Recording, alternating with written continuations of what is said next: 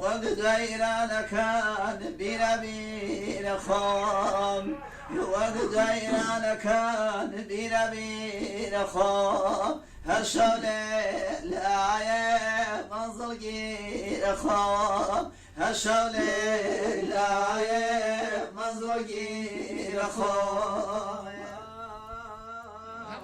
ئێرە هەوراماناتی ڕۆژهەڵاتی کوردستانە لە ناوچەی سەوڵاوە. میهرەجانی ڕۆژی جیهانی گەشتیاریە.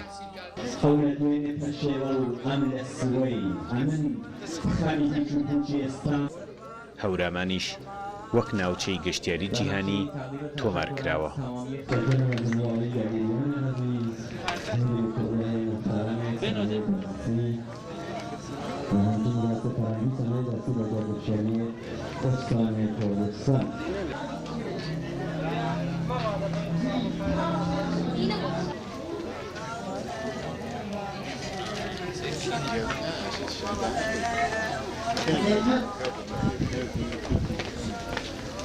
ئارو ڕۆجەهانی گەردشگەرین وەفرە وەشحاڵێن مێ کە هۆرامان سەب جەهانی بیان و تامێ فرەتەر وێما بە خەڵک و دنیە بژناسمێ ئیشەڵا ئی کارە کە کریان بوو بە باعث و ئانەیە گەردشگەری فرەتەر جەز بۆ پێ هۆرامانی و خەڵک و هۆرامانی تاوە و پاڵ و کارهایەنەکە هەنێشا دەرامەتزاییەک کە کەرانی ئەپی کار و سەنایە دەستی و تاوا فرەتەر ئاداب و فەرهەنگ و ڕستوم و هۆرامانی بژناسا بە تەمام و خەڵک و جەهانی. من چیمەنم 32 ساڵمە لە سنۆ هاتکم بۆ هۆرامانیم ڕۆ بۆ مەراسم. سەبتە جانی هۆرامان باعثەوەی کە هۆرامان بە تواوی کشوەرەکانە کە هەست بیشناسێ بناسریێ و فەرهەنگمان و تەمەدونی کە هەست لێرە باعثەوەی هەرم تەوسط ئەم سەبتە جەهانیە بشناسن بە تواو ئەم کشوەرەگەل ئەتراف.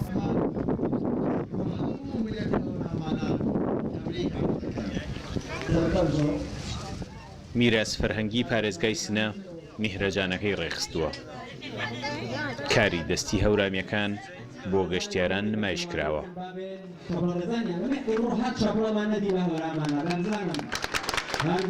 ئیسەمە بەخاتروانە کە سەبتی جەهانی بیان خەڵک فرەتەر مێوە ڕوو بە هەورامان و واقعان حەزگەرمێنە بە فەرز مەسئولێکی پەرساوە پێی هەورامانی چونکە واقعان ئیسە مسافر مێ پێ ئەوێگە یاگی مەنایشۆ گەرەکەنە یاگی بەفەر تەفریحیش فرەتەر گەرەکە ئیچی باعثی بانە کە گەردشکەر خاستەر بێ پێ ئەوێگەی چونکە واقعان هەورامان یاگەوە سەعب العبوراری و واقعان یاگی مسافرخانێ با هۆتێلێ بانە ڕستورانێ با ئینە لازمێنێ پێ هەورامانی و حەز کردم مەسئولێکی پەرساوە پێش.